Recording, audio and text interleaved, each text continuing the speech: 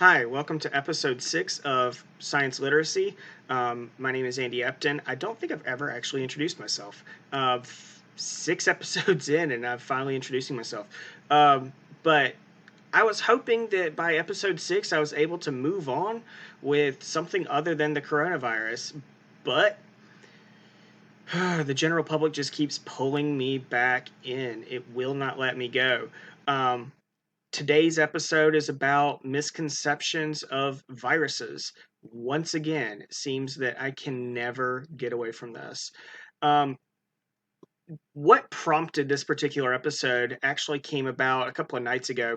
A friend of mine, back where used to live, prior to moving, made a comment about obviously wearing masks and reopening schools and this, that, and the other.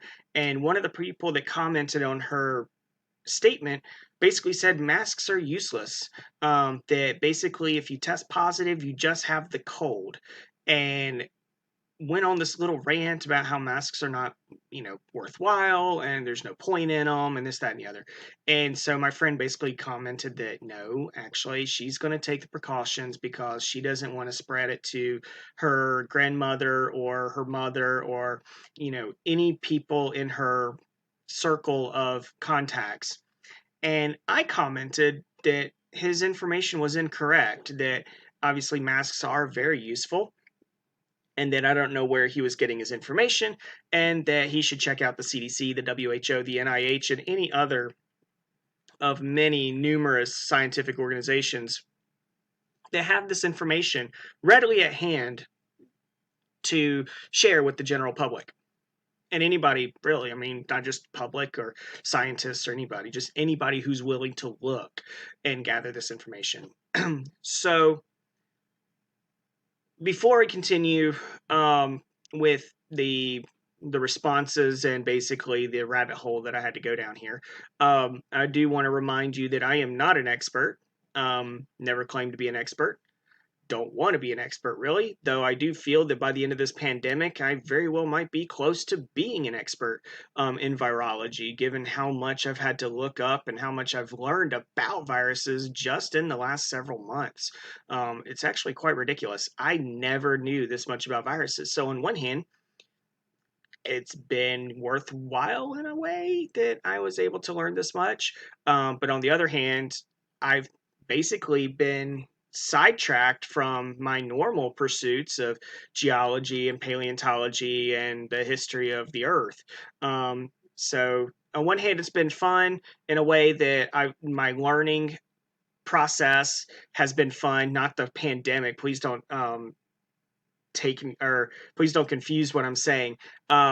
This is definitely not fun. It's worrisome. It's stressful, but the learning process of trying to find out the information to again try to educate people as best I possibly can has been to some degree fun in a very bizarre way.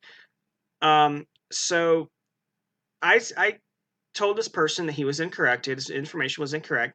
So he shared a screenshot with me of a CDC, from the CDC, where it said that people who test positive for COVID-19, remember that's the disease caused by the SARS-CoV-2 coronavirus, um, people who test positive may, and that is the operative word here, may test positive because they have had a cold.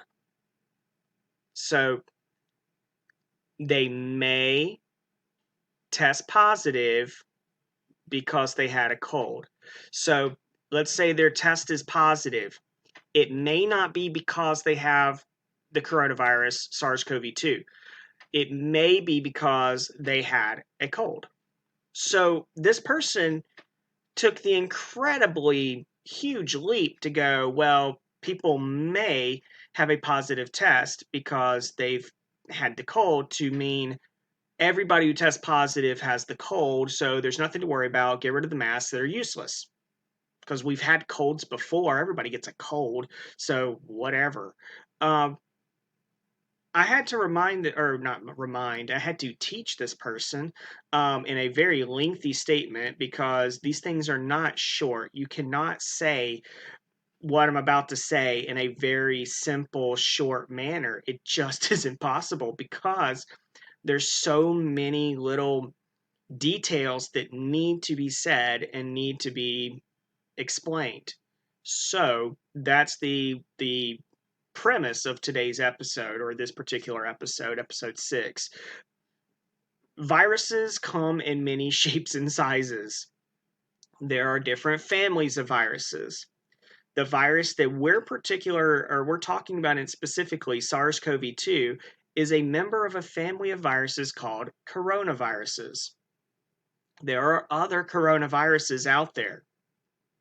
For instance, the SARS-CoV-1 virus that caused the sudden acute respiratory syndrome in pandemic starting in Asia, centralized in Hong Kong, back in the early 2000s. That was a coronavirus. It is a coronavirus. It was at the time the most deadly coronavirus out there, and so that's what caught scientists off guard when they saw it. They were like, "This is this. How can this be?" Because we've known about coronaviruses. There are a group of coronaviruses that cause the cold. Now, they're not the chief cause of cold. Colds, or what we call the cold, is a collection of viruses that give us similar symptoms. Most of the viruses that cause the cold are called rhinoviruses, which means nose. I've addressed this in a previous episode. So, rhinoviruses attack your nasal passages and cause you to have runny noses and a little bit of congestion and just feel blah. Some viruses that cause the cold, or what we would call the cold, are coronaviruses.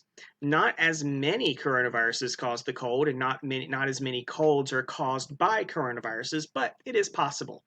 So let's say you've got a cold, or you had a cold recently, or maybe just within the last several months. Your body has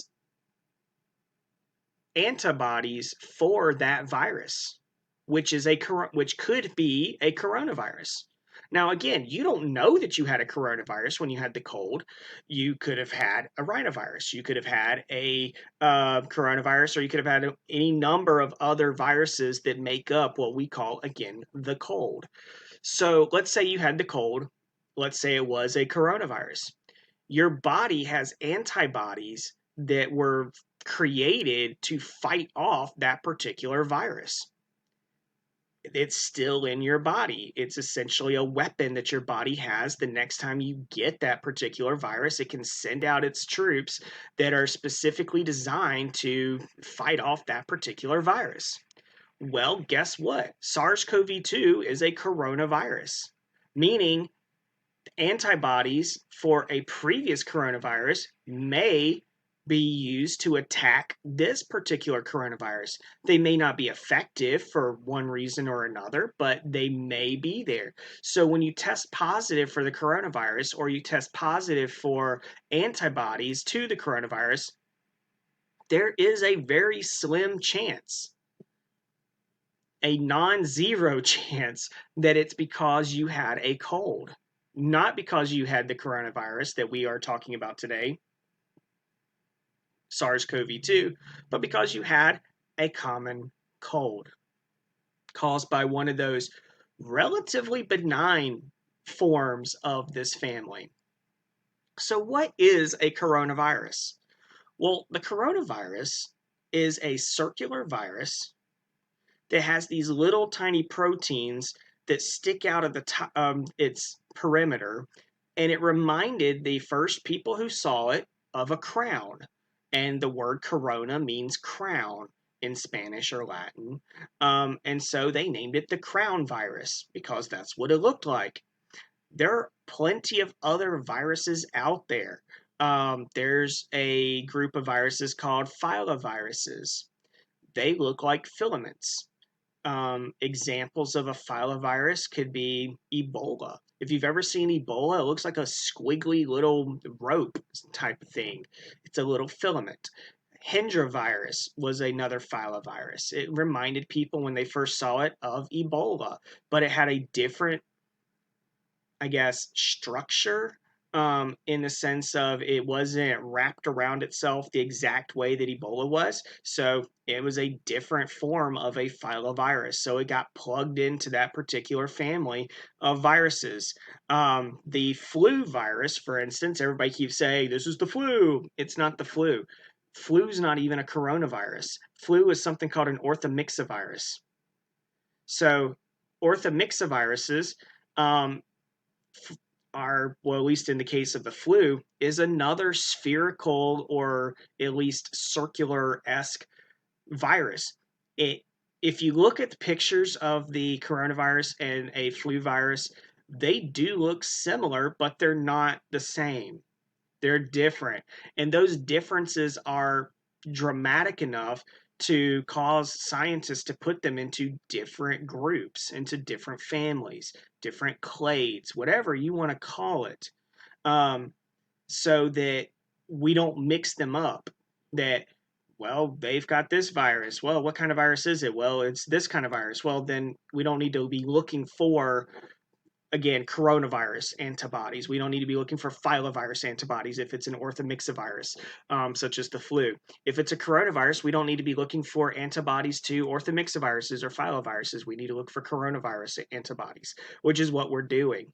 Um, in the name of expediency, um, some of the tests that we're creating or we're producing, especially the quick and dirty test that you can drive up to your local pharmacy or the parking lot of a local school and they shove a Q-tip in your nose and they give you results, sometime relatively soon.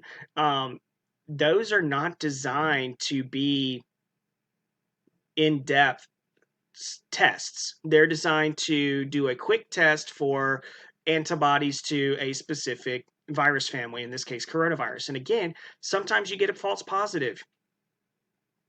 They're rare, but it's possible. And so the CDC, as a result of being science, the CDC is the Centers for Disease Control.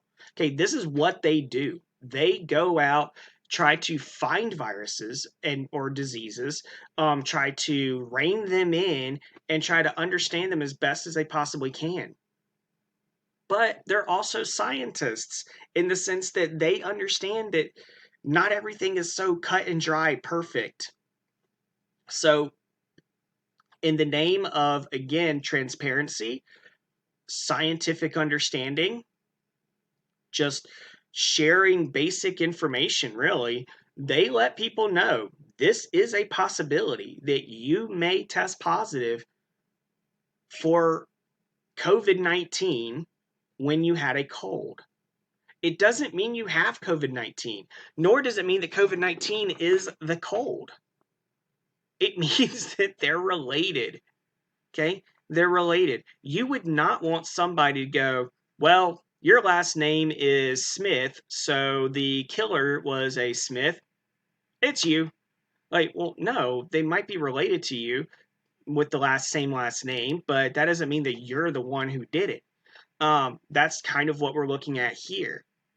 The antibodies are geared to a family, and the coronavirus, SARS-CoV-2, I wish we had stopped calling it the coronavirus because it's not the coronavirus. As I mentioned in another episode, it is SARS-CoV-2 or COVID-19 if you really just want to call the disease what it is. Um, Calling it the coronavirus is disingenuous. It is misleading because, again, people hear the coronavirus got me sick, and then they find out that there are some coronaviruses out there that get you sick in the wintertime, and it's called a cold. They're not the same thing. So, science literacy, becoming literate in science, understanding that this is reality. There are groups of viruses that do different things, and again, it wasn't until the early 2000s that we even knew that coronaviruses could even be deadly. like they are. Um, SARS came out of nowhere and caught us completely off guard. We weren't even looking for coronaviruses because at the time, the only knowledge of coronaviruses were that they can cause the cold. Now we know they can cause massive pandemics and kill people. MERS, Middle Eastern Respiratory Syndrome, is another coronavirus. Doesn't mean that, again, the cold is caused by MERS or SARS or SARS-CoV-2. It means that they're just related. Okay, I know I keep saying the same thing over and over, but it's one of those things that the more times I say it, hopefully the more time or the more likely people will be able to understand it. And I understand nobody's really watching this or very few people. I get that. But on the offhand chance that somebody stumbles across my video, then maybe they can find this out. So, coronavirus, not always what you think it is, but it is what you think it is. So, just please understand that you can have a cold and thus test positive for COVID-19. It doesn't mean that you have COVID-19, nor does it mean COVID-19 is a cold, which is a massive, massive fallacy in logic. I mean, huge misunderstanding. How in the world can you go, well, it may be because of a cold that you test positive for COVID-19? Well, then COVID-19 is a cold. So we don't need to worry about it. Not true. Just not true. All right. Second little thing that popped up this week on the COVID-19 SARS-CoV-2 front, masks. Again, this whole mask just I don't even want to say it's a debate. It's basically a shouting match between people who don't have any idea of what they're talking about and people who do. It really is that. I'm sorry if you're an anti-mask person, you really don't know what you're talking about, or you refuse to accept reality, and that is that masks actually help. Okay, so in this particular week, I came across a statement basically talking about the difference between infection control and source control. And basically, as an infection control agent, a mask is useless, which is what the anti-maskers, as we're calling them these days, are basically saying that, well, the mask is useless because the virus is so tiny that it'll go straight through your mask and you're going to get infected anyway.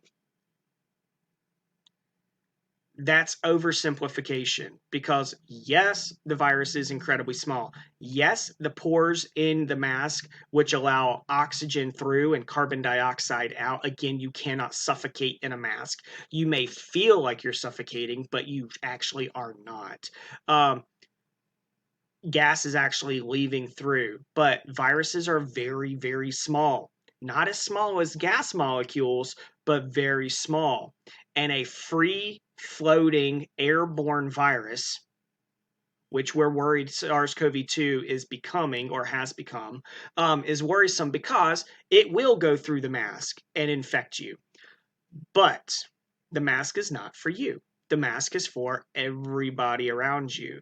So when you breathe, when you exhale, water vapor actually escapes your body. Our bodies actually have some amazing little features inside it to keep us from dehydrating, because breathing will actually cause us to dehydrate. You would actually dehydrate just by breathing. No other, you don't even have to exercise. You don't have to go to the bathroom. You can dehydrate just by breathing if your body didn't function properly. But you have special little things, especially in your nose, called turbinals. And the turbinals are these little tiny, very fine bone features that are covered in a membrane that capture water vapor as you exhale, specifically again through your nose. Since we breathe mostly through our nose, exhale out through our nose, we're catching a lot of that water vapor. Now, some does escape. And that's where the mask comes in handy. Because as you exhale, water vapor, which is going to carry with it the virus, because the virus is actually, if you're infected, that is, hitches a ride in these water droplets because it can survive in these water droplets way better than it can just in the air. And it's an amazingly effective transmission technique. But if you put a barrier in front of your face that absorbs that moisture, the virus stops right there. It does not go any further. So, wearing a mask, again, is not about you. Stop making it about you. It's about everybody around you. So, as you exhale, the mask is going to basically serve as a barrier that stops the virus from getting out. Because if it did get out, even in a droplet form, the droplet could evaporate, leaving the virus to free float because, well, viruses don't evaporate. Bacteria doesn't evaporate. Water does. So the water evaporates, the virus is now free floating, and then it can penetrate through the mask. So the mask is there to protect everybody around you.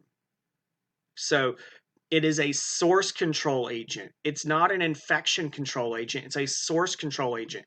And all you have to do is look at the statistics from pretty much every other country on the planet. They went full mask, they went full lockdown, and they have, for the most part, reined in this virus, this pandemic. Meanwhile, in our country, we've got this notion in our heads. This is not science literacy, but really history literacy, where we've got this notion in our heads that just because we have rights, that individual rights matter more than anything else.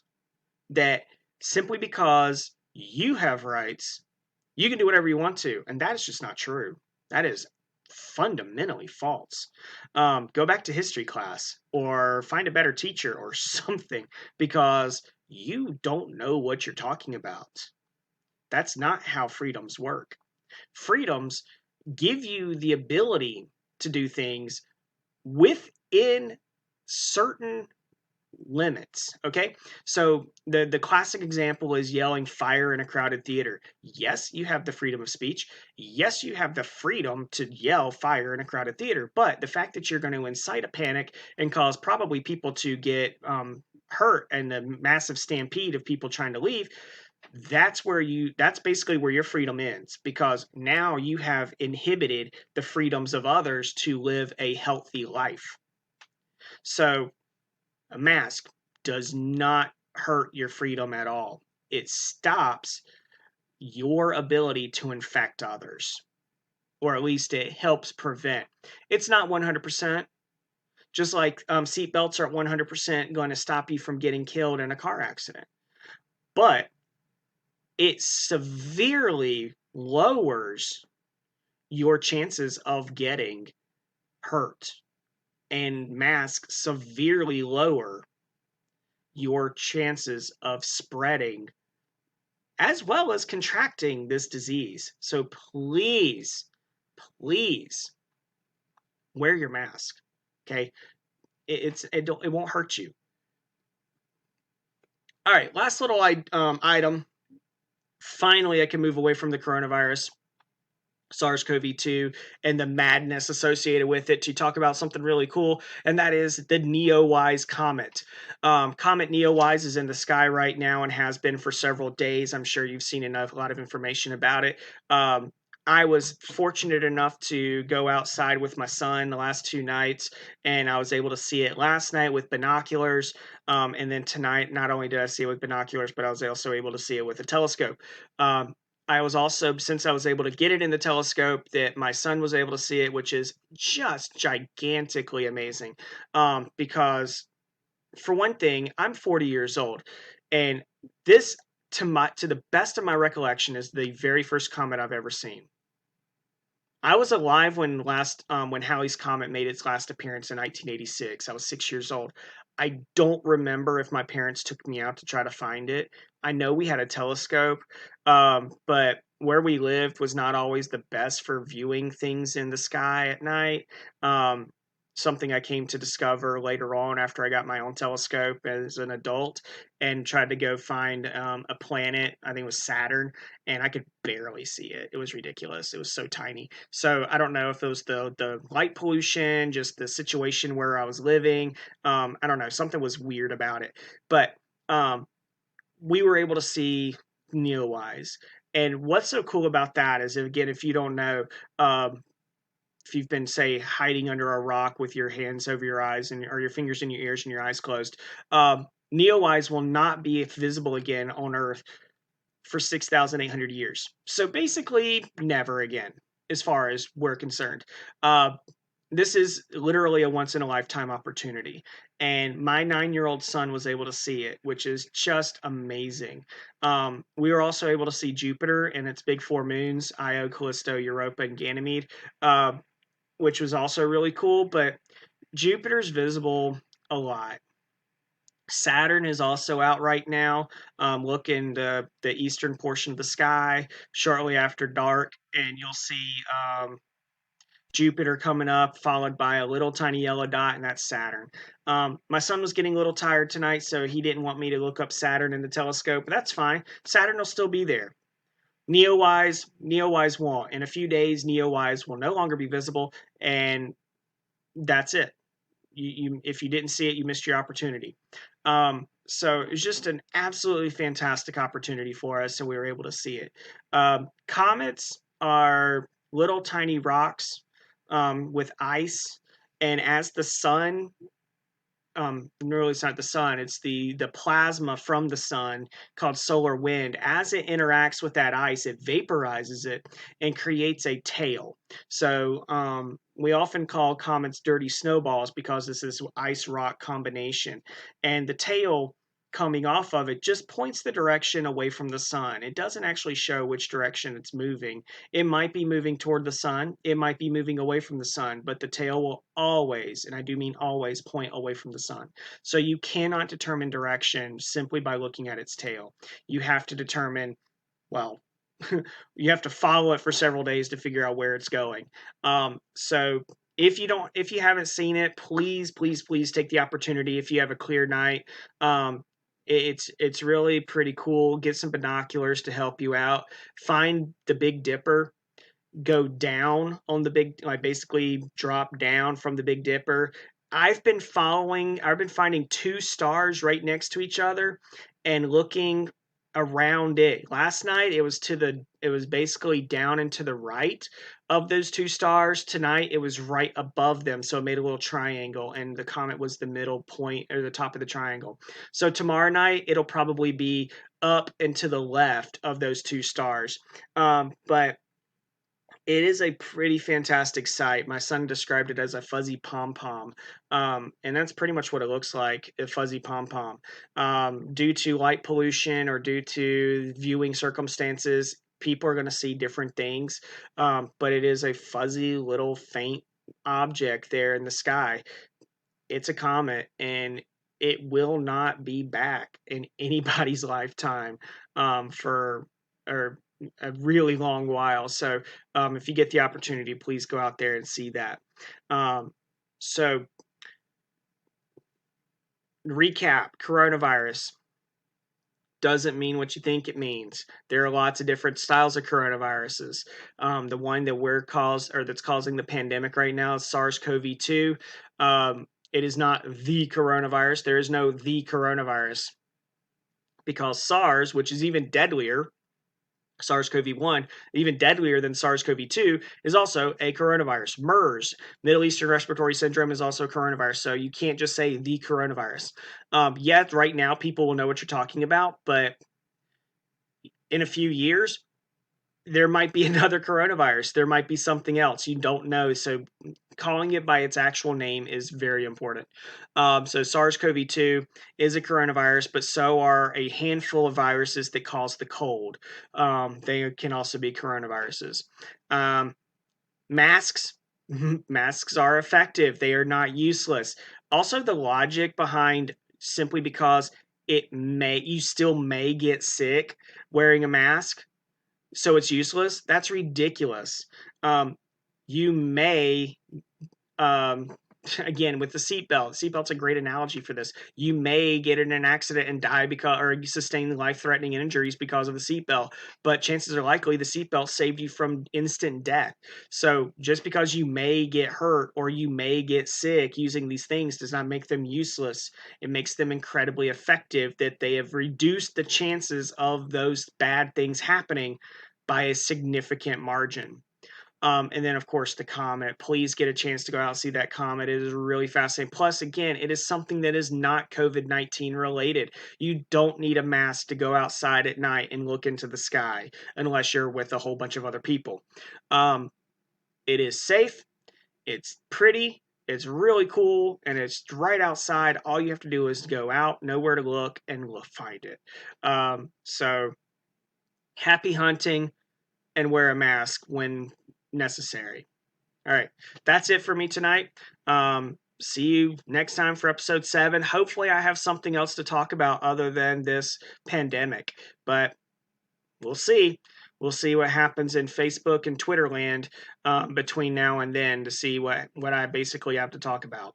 So, see you then.